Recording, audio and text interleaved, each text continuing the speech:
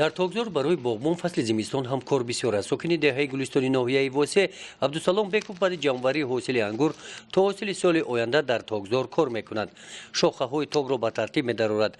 در این روزهای فصل زمستان او به تازه نمودن نهال‌ها مشغول است. هر یک نهال توگ را از نظر گذرانده شاخه‌های به سرما تاب نآورده را که در حالت خشکشوی قرار دارند قیچی زده دور می‌نماید. نه تابستون نه زمستون هیچ وقت ما بیکار نمیستیم. اگر چی نکنیم بهار این سال تیز میگذره، اگر چی نکنیم دیرون نمیکنیم. برای همین شاور کار نکنیم، روز ما تا اینجا تو بگر کار میکنیم. زمستون هم میکنیم، برف هم باشه ما کار میکنیم. شاخه‌های خشکگشته را جمع نموده به صفت سوزشواری استفاده می‌نمایند. ذخیره سالانه هیزم را برای زمستان از همین جا جمع می‌آورند. هیزم بسیار میشه. نمیشه گوی علاوه شدن میزنیم. توگزور چولابی است. با تشکیل خواجگی دهقانی به نام مهدلیان عبدالسلام این توگزور را بعد فرمان پرزیدنت جمهوری تاجیکستان درباره تدبیرهای علاوگی دایر بر رشد ساحه باغ توگپروری در جمهوری تاجیکستان سال 2009 تشکیل نمود. مساحت توگزور 1 هکتار را تشکیل داده. در حوزه توگزور چولابی 530 متر میباشد. زیاده از 500 نهال توگ در اینجا شناخته شده با جلب اهل عائله پرورش کرده شدند.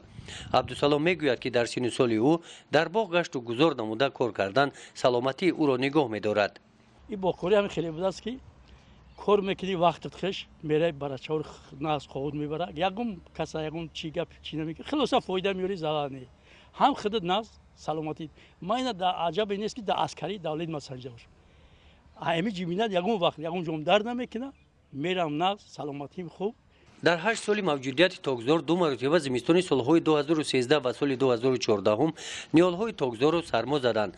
با وجود این نمک عبدالسلام از این امتحان طبیعت دلشکسته نگشت، مهنت کرد، نزد متخصصان رفته آموخت، در سمت انگور پروری تجربه بیشتر پیدا کرد. نتیجه همین بود که امسال از همین توگزور زیاده از 6 تن انگور نوی حسینی و پابید جمع‌آوری نموده است. برای نگهبانی نیالهای توگ و پیشگیری نیالها از سرما در فصل زمستان از تجربه پیشقدم استفاده می نماید. نیم شب تازه میکنیم نیم دیگه شد نی برای احتیاط یکی گفتن نمیشه وقتی گرم شد بعد همون قدمش که سرما میزنه سیاه میشه تو گرم نشد نمیفهمیش سرما زنی را برای هم کم در 50% اکنون میبینیم که همین با بفهمیم کمش سرزایی کمش تازه بعد چی میکنیم.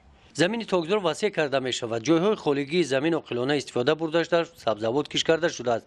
در این قطعه زمین امسال پامیدور و بادرینگ و درختان زردآلو و ناک حاصل خوب دادند.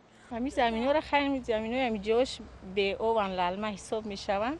این برگاشته اینا نخد میکنیم تو تهره میگیریم اینجا در لوبی میشونیم اونو تارتارا را هم مشه همین تقدی کارچکا پیاز لوبی نخد هم مرا میگیریم حاصل شخخ شروع میگیریم تو چی را میشه و همه چیز با بعد ای با میکنیمش با این خیلی سیره پیازه پامیدور نمیله و همه ده پامیدور میکنیم حاصل نوکش شروع میشه میگیریم. با مقصد رشد ساحه باغ توگپروری و اجرای برنامه نوی رشد ساحه باغ توگپروری برای سالهای 2016-2020 در ناحیه واسع توگزورهای نو بنیاد میگردند.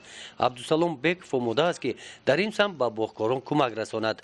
گزارش خواجه نظریف خدای نظر ظهوروف از ناحیه واسع برای برنامه اطلاعاتی نوید.